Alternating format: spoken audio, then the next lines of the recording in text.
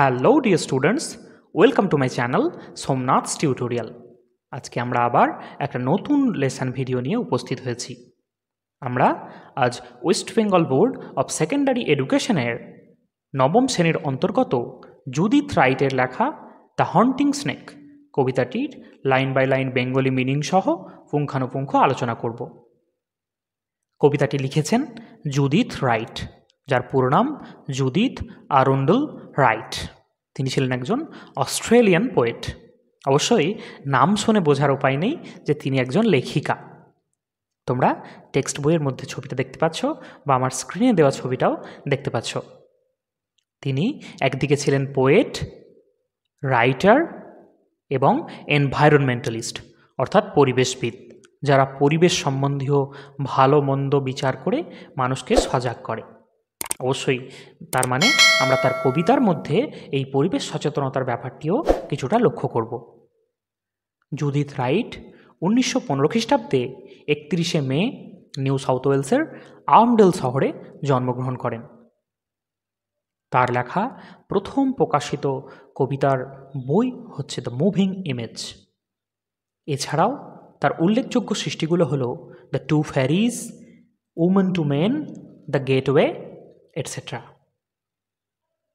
তিনি আদিবাসী আন্দোলনের সঙ্গেও কিন্তু যুক্ত ছিলেন।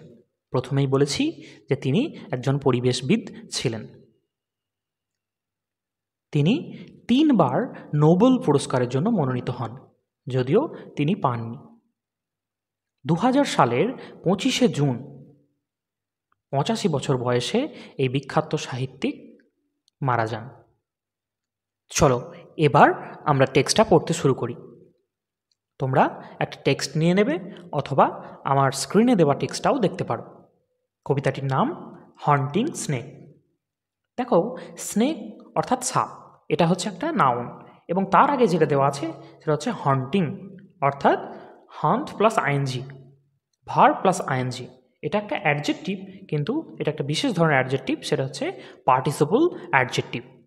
ভার্বের সঙ্গে আইএনজি যুক্ত হয়ে সেটা হয়ে যায় পার্টিসিপল, এবং অ্যাডজেক্টিভের মতো কাজ করেছে বলে এটা হচ্ছে পার্টিসিপল অ্যাডজেক্টিভ। আমরা টেক্সট পড়ার সঙ্গে সঙ্গে টুকিটাকি গ্রামারগুলোও জেনে নেব, তাহলে আমাদের লেসনটা পুরোপুরি কমপ্লিট হবে। এবার প্রথম প্যারা। Sun warmed in the late season's grace.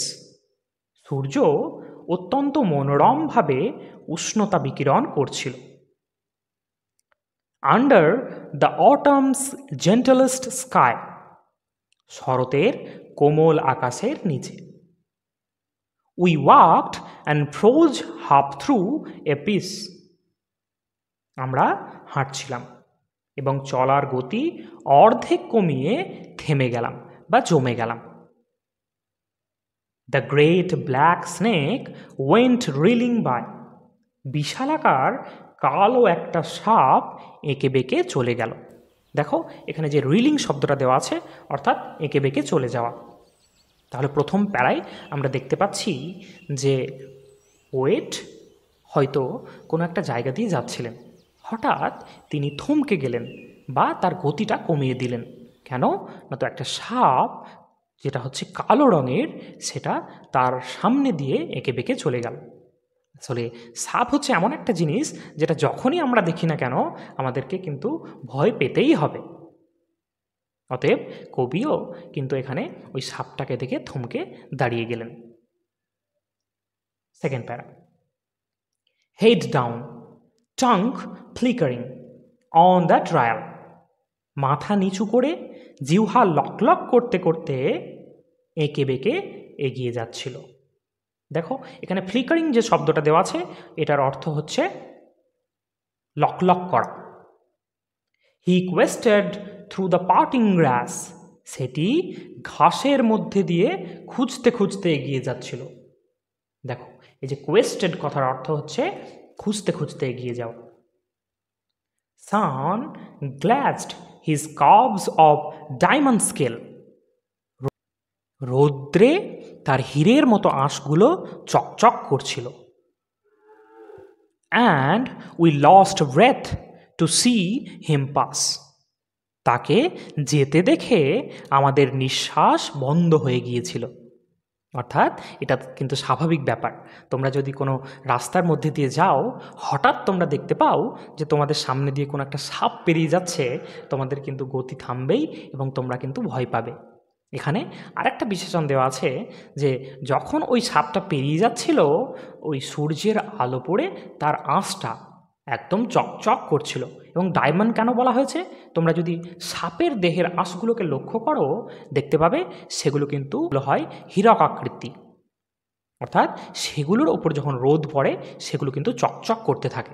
তো সেই কথাটাই এখানে বলা হয়েছে। তারপর দেখো,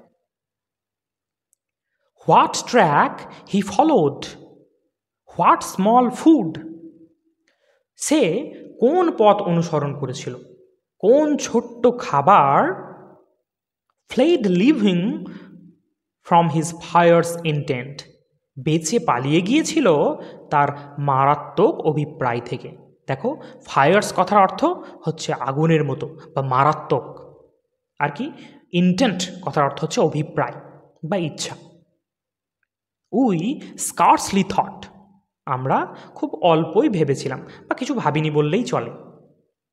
স্টিল অ্যাজ উই স্টুড, তবুও দাঁড়িয়েছিলাম। Our eyes went with him as he went, আমাদের চোখ তাকেই অনুসরণ করছিল। অর্থাৎ তৃতীয় প্যারায় এসে আমরা দেখতে পেলাম যে কবি বলেছেন কোনো একটা ছোট্ট খাবার বলতে এখানে হতে পারে কোনো ইঁদুর ছানা, অথবা ছোট্ট কোনো খরগোশ বা অন্য কোনো ছোট্ট প্রাণী, ব্যাং জাতীয়, যাদেরকে কিনা সাপেরা খাবার হিসেবে গ্রহণ করে। তো তারা হয়তো এই সাপটাকে দেখতে পেয়ে সেখান থেকে পালিয়ে গেছে এবং এই সাপটা তার পিছু নিয়েছে তার এই অভিপ্রায় থেকে, অর্থাৎ তার হাত থেকে বাঁচার জন্য সেই ছোট্ট প্রাণীটি প্রাণপণে পালিয়ে গেছে। এখানে এই ঘটনাটাই কিন্তু কবি আমাদেরকে বলেছেন। এবার লাস্ট প্যারা। কোল্ড, ডার্ক অ্যান্ড স্প্লেন্ডিড হি ওয়াজ গন, শীতল, কালো এবং চমৎকার দেখাচ্ছিল যখন সেই দিক দিয়ে চলে গেল। Into the grass that hid his prey, সেই ঘাসের মধ্যে যেদিকে তার শিকারটা লুকিয়ে গেছিল। অর্থাৎ সেই ঘাসের মধ্যে দিয়ে সে চলে গেল যেখানে তার শিকার লুকিয়ে গেছে। We took a deeper breath of day, আমরা দিনের গভীর শ্বাস নিয়েছিলাম। এখানে দিনের গভীর শ্বাস বলতে আসলে একটা দীর্ঘশ্বাস ফেলার ঘটনাটাকেই এখানে বলা হয়েছে। মানে সাপটাকে চলে যেতে দেখে তারা হয়তো দীর্ঘশ্বাস ফেলেছিল। Looked at each other and went on, একে অপরের দিকে আমরা তাকালাম এবং সেখান থেকে চলে গেলাম। অর্থাৎ লাস্ট প্যারায় এসে আমরা দেখতে পেলাম যে কবি এবং কবির সঙ্গে আরও কয়েকজন লোক কোনো একটা ঘাস আচ্ছাদিত বা কোনো একটা ছোট্ট জঙ্গলের মধ্যে দিয়ে যাচ্ছিলেন। হঠাৎ তারা যাত্রাপথে দেখতে পান যে একটি সাপ সে কিনা চলে যাচ্ছে। প্রথমেই তারা তো থমকে দাঁড়িয়ে গেছিল, মানে ভয় পেয়ে আমরা যেমনটা করি। ঠিক তারপর আমরা দেখতে পেলাম যে এই সাপটি কী কারণে ওদিকে যাচ্ছে সেই বিষয়েও কবি কিন্তু আমাদেরকে কিছু জানিয়েছেন। তিনি বলেছেন যে সেই সাপটি হয়তো কোনো ছোট্ট খাবারের সন্ধানে, অর্থাৎ সেই ছোট্ট খাবারটি খোঁজার জন্য তার পিছনে ধাবান করেছিল। শেষে কবি বললেন যে এই সাপটাকে পেরিয়ে যেতে দেখে তিনি এবং তার সঙ্গী সাথীরা দীর্ঘ নিঃশ্বাস ফেললেন এবং শেষ পর্যন্ত সেখান থেকে চলে গেলেন। এখানেই আমাদের কবিতাটা সমাপ্ত। কবিতাটা খুব সহজ একটা কবিতা, আশা করি তোমরা বুঝতে পেরেছো। ভালো লাগলে আমার এই ভিডিওটিকে লাইক আর আমার চ্যানেলটিকে সাবস্ক্রাইব করে দিও।